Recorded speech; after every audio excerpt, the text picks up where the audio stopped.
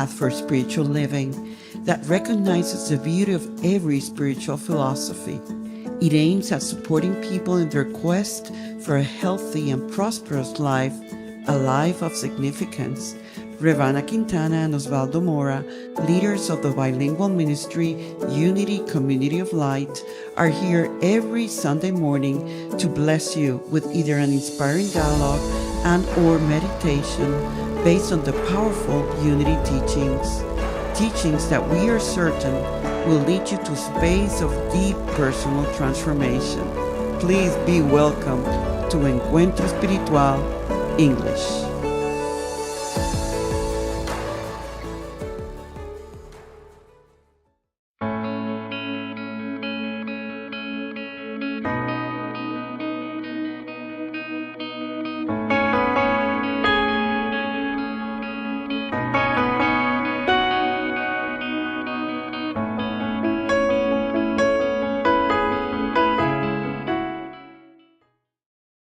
Good morning, everyone.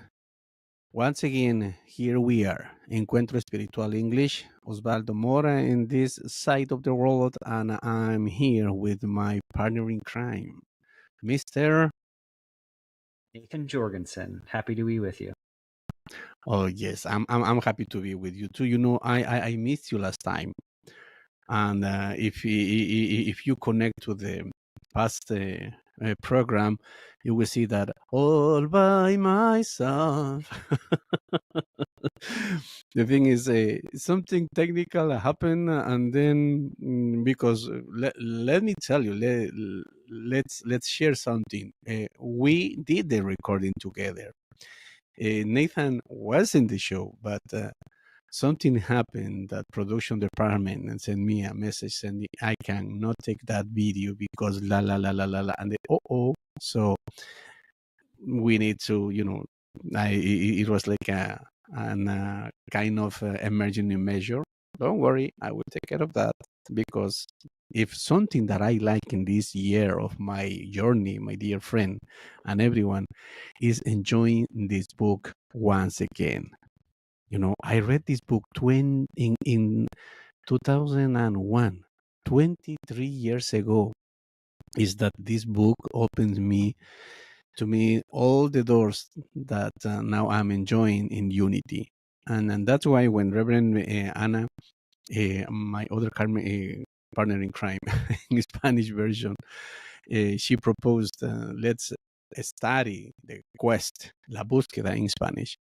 And I said, yes, because I feel so gratitude. You know, I have so much gratitude for this book, for the authors of the book, that is Richard and Mary Alice Jafola.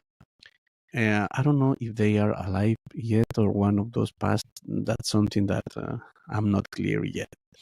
So today we're gonna talk about the chapter 19. What is it about, my friend, chapter 19?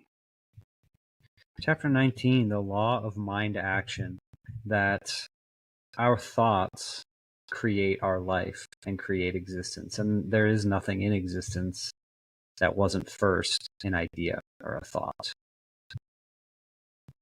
Wow. You know, when I heard that the first time, I said, I don't understand.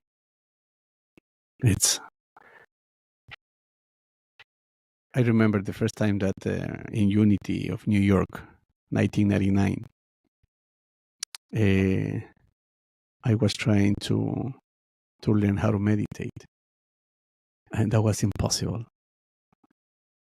The ministry in that Unity used to say, breathe and be what? Breathe and feel what? You see, it's like a completely new language. So when I hear the law of mind action, that means that every single thought that comes from me creates my reality. It's like No, I'm thinking that I'm a rich guy. Why is it that I'm not there? You see, but it's something a little bit more complicated than just thinking, but actually thoughts are the root of anything that we are experiencing right now. What do you think, my dear friend? I think, you shared the experience of when you first learn about this, or when somebody says, just be, and you're like, be what? Right? Because there's almost always the way a lot of us grow up, there's always something, be this, be that. And I think for me, in terms of thoughts, one way I was raised was about discipline of the mind and controlling your thoughts, which is also very difficult to do, I think, from a realistic perspective. And in psychology, there's sometimes this emphasis on, controlling your thoughts. And there is a lot that just comes into our minds. There's things all around us, things we see, things people say. And so I guess what I've learned about is not so much how to control all of your thoughts, but how to let your thoughts be so that you can engage it with them in a way that's not giving them power. Another thing I've learned, thoughts and feelings give rise to more thoughts. So if I think I have this feeling, or I'm thinking about something, the more I think about it, the more I'm going to solve it. But in reality, the more I think about it, oftentimes the more complicated it gets, and it gives rise to more and more thoughts. And so a question I'm asking now, and what I'm discovering now, is really how to do that in a way that my thoughts create my reality, and I can allow for this sort of randomness, allow for thoughts, I guess surrender control over thoughts. But by surrendering that control, I actually gain an amount of control over them because I'm not seeking that control. Talking about control, my friend, let me share this. I'm gonna share this from my own experience now. When somebody was in Unity, they were telling me, be with you, be you, breathe, observe your thoughts, observe your thoughts. So everything that I was thinking at that moment in my life was everything that as a source I was generating, and those were thoughts of survival. How I'm gonna fix these things, how I'm gonna fix this thing that I'm experiencing because what I did, you see, is in my present time, I was using my mind to connect, to bring information from my past, something that I did, that I need to fix, to project to the future, and I need to fix, you see? So the thing is, I didn't have a vision. I didn't have a purpose clearly in my heart and my mind that where I was going. The only thing that I was doing in that moment of my life was trying to do things to make money, to have a nice quoted life. So all the things that I was doing were completely wrong. Why? Because as spiritual as I am, I didn't know that I was supposed to follow on a spiritual path.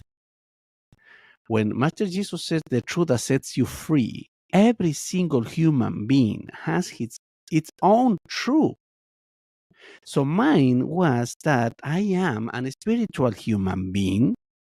I am a healer, and I have this capacity of connect with others in terms of what they need to be healed.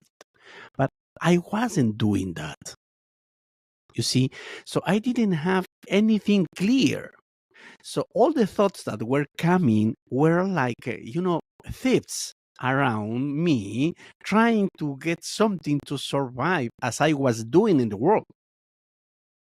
I wasn't clear on what I was creating in my life. I just wanted money, money, money, money to solve my problems, to pay my debts, because I bought a car and then it happened that I had to spend more money than I expected. And I took some money from different account and I have, you see, it's like all the times I was fixing problems that I made a mistake yesterday. Mhm. You see, so if every single thought helps to create my reality, here is my suggestion. Is, you know what? Put yourself a purpose in your life. What is it that you're going to create? What is that you're going to do? And make sure that that purpose is connected to your talent, something that you feel that you came here to express. You see, and how you're going to get that information is through observation. What is it that you feel? How is it that you feel? Uh, After this, I'm going to ask you to do your message, please. Um, how is it that you're going to recognize what is your talent in this world? Just check around and see what is it that is needed. What is it that you think that people needs? That is something that where you can begin to check what is your talent about. I think I spoke enough, my friend. No, you said a lot of really great things. One about the past and trying to fix the past and that fear, right? That survival mode. And I think what you said is correct of if I'm just trying to fix a mistake or fix something from the past, I'm really just responding to some fear. And the more we respond to fear and the more we act to solve fear, the more fear stays with us because we're holding on to it. Really, we're saying, no, you don't go anywhere. I'm going to solve you. I'm going to fix you. So once I fix you, then I'll push you out the door. But when we fight with something, it actually stays with us. And then also, you mentioned your purpose and the question of what is my purpose. And one thing that I got trapped on that, and maybe I still am a little trapped on that idea of purpose. If we think that purpose is like given to us and there's a God who said, okay, I wrote your purpose, it's in this paper here, you just have to figure it out. And I was like, but am I wrong? Is God going to be disappointed in me if I don't get it fully right? And we're a part of defining our purpose. We have that God ability within us. And so, as you said, try something that is fulfilling to you, and you're going to be working with other people. See how, there's this response, there's trial and error basically. And ultimately you define it. So if you feel like, I'm not quite living up to what I was picturing, or I did this, but it didn't quite turn out. Well, that's okay. It's just evolving, and you didn't fail, and you don't need to feel bad about not meeting some standard that's been written ahead of time. You just need to follow yourself. And that message of purpose, we get these messages from all around us. You said, make money, go get a degree, study this, do this job, do this. This will give you what you want. And when we follow some of these things, we might be successful in it. You might get a lot of money, but you think, I got a lot of money, but I was actually looking for something inside, right? I was looking for some spiritual fulfillment. I was looking to feel like I was meeting some purpose, and it's not there. And it's like, I didn't do it, right? Because I was pursuing it with somebody else's idea or something outside of me. When we turn inward, that's how we can sort of sort through a lot of these ideas and really find what is calling to us. After all the ideas go away, after, all these years pass, there's oftentimes something that's still within us that we say, you know what? Maybe my taste in food has changed a little bit. My hobbies, my interests have changed a little bit. But there's something like it just seems to be a part of me. And going back to some of my earliest memories, you can think, I feel like I've always kind of been this way. That is a part of your purpose that you need to feed and to pay attention to help develop so that it can continue to come into reality. And one thing, a good thing that you mentioned the word reality, is that we usually,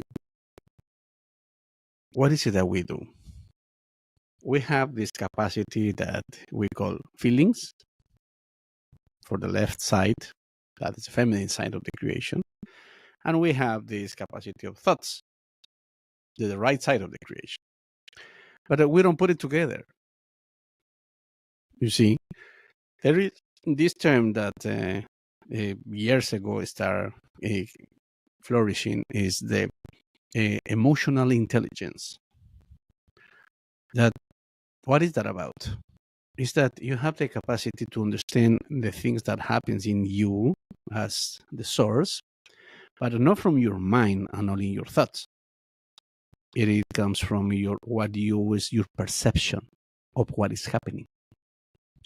And that perception starts with the intuition, and that comes from putting together from the left side and the right side, the feminine and masculine, that energy in the center of your heart, in the center of your chest. There is the fourth chakra, and there is the heart. And this is the instrument in your body that helps you to process all the information. But that information comes through you. But if I keep the information in my mind, in my head, that doesn't going to work because I'm not using. It's like I have a blender, but I'm still chopping the pineapple with my own hands and trying to get juice and doing this so difficult, so hard. Hey, but you have an instrument. Do you have a blender? Yes, I have a blender. So why you don't use it? Really? Do you think that it? Well, of course, that works like that. The thing, my dear friend, is we are not clear how this thing that we call body works. And in terms of our thinking, in terms of feeling, we are educated so basic that every time that we dare to go out of that box, usually we just feel like, "Bam! What are you doing? Keep yourself in the box. Don't think different." You see, it's like no. I'm gonna think different, whether you like it or not. You see, so my reality is something that I am creating every single day, but I may not be clear in what is my reality about. You see, it's like I'm always waking up in a place that I don't know where exactly I am. What is it? I don't want this. My question is very simple. The reality that you're experiencing right now is something that you are enjoying. If you're not enjoying your reality, you may be something in wrong ways. So let's be ourselves the one who checks the things in our reality. What is your reality? Whatever you are experiencing right now. So for that, I would like, my dear friend, that we bring from the book this transformative knowledge, page 190. Yes. This is transformative knowledge because it means if you take on new beliefs and new ideas and new feelings about things, they cannot help but be reflected in your life. You have been given a free will. You have been bestowed with God-given ability to affect your own life experience. Your thoughts are the generators of such changes, and that has to be absolutely sensational news. You have been given a free will. You have been bestowed with the God-given ability to affect your own life experience. Today, my friend Nathan, I'm going to share something that is coming just out of the oven. Today in the morning, before I completely wake up, I had this message. So the message says, God is everything that I admit in my life. What? Yes. Whatever I admit in my life, that's what is God for me. Hmm. And 2 days ago, I was having a conversation with someone about God precisely. And because in this channel, in our Community of Light channel, we have this Vespers meditation. And if you go to meditations, Vespers meditation, you're going to find a meditation that says, it's not up to God, it's up to me. Most of the time, I've been listening people saying, it's up to God. If God wants, if God's will, it's like putting anything in God's hands. And I know that God doesn't have hands. I know that. So, and then I listen this message that is not up to God, it's up to me. And then I ask, I need an analogy. And then I promise you, my friend, I received these messages here in my ear. And then I hear the voice saying, God is like the bill of $100 in your bill. The bill of $100 is not telling you where the bill wants to be spent. You are the one who make the choices where you're going to spend those $100. And I say, wow, of course, because all the energy that we have in this body is divine. Life is God in us. So it's up to me. Where is it that I'm going to spend that divine energy? It's not up to God. It's up to me. Up to me in terms of how conscious I am of that connection that I have with the super consciousness that is God in me. All the consciousness, you see, this laptop has the capacity to sustain all the information in the world, in the universe. Why? Because it's connected to the internet. The internet is like the super consciousness. But you see, there is not a material place in this computer where I can say this is where in this computer stores all the information. No, because that's in the clouds. You see, literally, all the internet is connected to the clouds. It's sustained in the clouds. Where are the clouds? In the sky. You see, so it's like to me, is every single day is simpler than yesterday, because in my capacity of understanding, everything is up to me. You see, but for that, I need to be at peace with who? With me. I can see that you have something to say, my friend. Yeah, you said a lot of great things. I'll just try to build off what you were just saying about being at peace with yourself. I think sometimes for times of my life and other people that I talk to, the person we're afraid of spending time with more than anybody else is ourselves. It's finding that peace, and yet it's also the most joyous thing that we can do. And what you said, I like what you said of that. What I allow into my life, that is God. And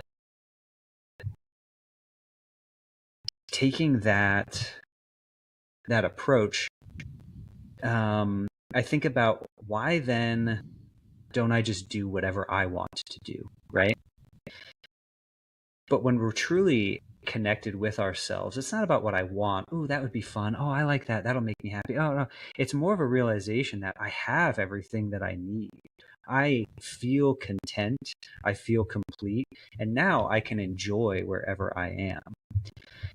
And, speaking of like the God is what we allow into our lives, for a long time, and maybe even still, I recognize that other people's expectations of me come into my mind, and they dictate how I behave, and they dictate sometimes what I think I should think about, what I should be doing, because I'm thinking about, well, what are they going to think of me? Or maybe it's a relationship, maybe it's work and money, again, going back to that.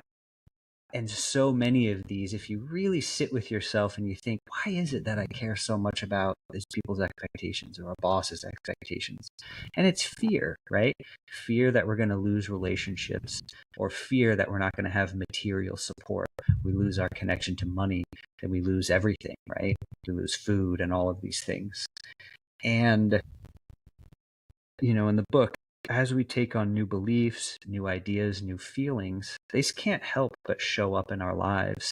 And for me, I feel like it has been a gradual process where I realize, wow, I care a lot about what this person thinks, or, I care a lot about this appearance of me being a hard worker and doing all this.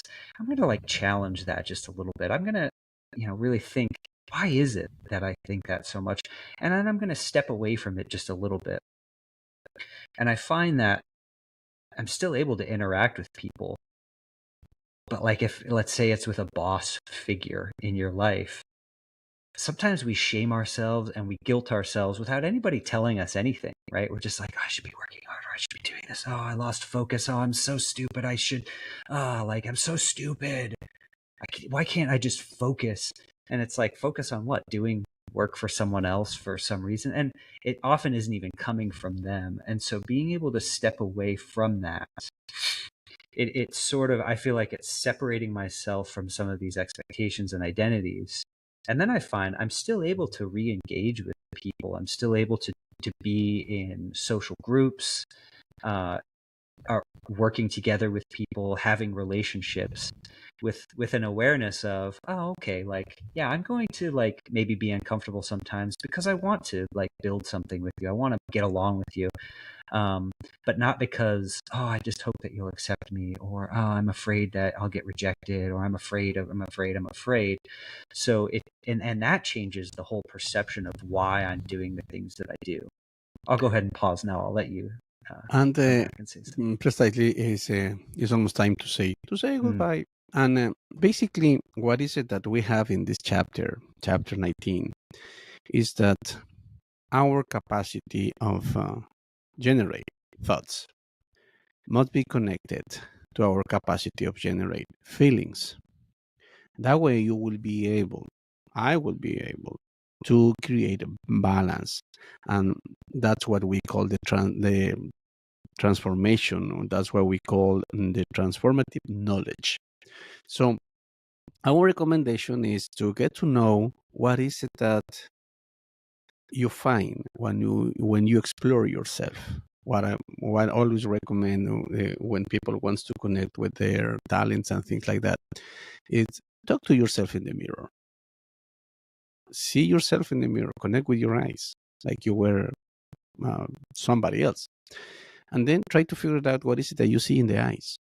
Forget that the person in the mirror is you, and just connect with you. Have an honest conversation with you. Because, my friend, I remember when I took this path 25 years ago, I used to see myself in the mirror, and I used to say awful things about the person that is in the mirror. So now, of course, things change a lot. I understand what is it that I was experiencing at that moment of my life. But now my thoughts are taken care all the time. And of course, I pay attention for what I think, because those are part of my consciousness. And when I found thoughts that are not helping my purpose, I just let go.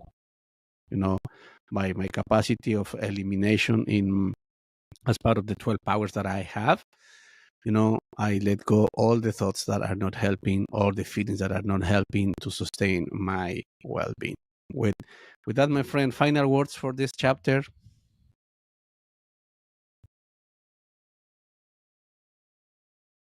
I don't have any. I don't know. I don't know how to wrap it up. Just be okay with yourself. That's what I would say. Be okay with yourself. Like you said, look in the mirror, be okay with it. Definitely. You'll learn to love yourself a little bit more each day. That's the point, my friend. You see, I know that I took you by surprise, but this is it. This is the message. Think about you, feel you, and get to know you. That way you will be able to share with us something that is truly, truly, truly, truly true. And remember, we are here to share the truth that sets us free. Thank you very much for being with us once again. Yep, thank you See for having you me. guys next week. And of course, next week is going to be Nathan Jorgensen with us again, because he is our partner in crime. Thank you very much. Yep, thank you. See you next week. Hasta la vista. Unity COML, Unity Comunidad de Luz, Community of Light. It's a ministry of love, big commitment to help everyone who's ready explore principles of truth that can really bring healing, prosperity, and all the good that God always has in store for each one of us. If you feel truly in your heart that we are serving you, and that you feel that you are expanding in every way and would love to give back and make sure that others are benefited just as well, we highly encourage you to donate. Do a love offering based on the love, appreciation, gratitude, and joy that you are receiving from the source to transform your life. Visit us at unitycoml.org and do what is yours to do from that place that knows that there's abundance for all. As always say, asking is giving, and that's how we support our ministry, your needs, our help, and everything goes together. Divine love, through you, through us, blesses and multiplies all that we are, all that we have, all that we give, and all that we receive. And so it is. So it is. Amen.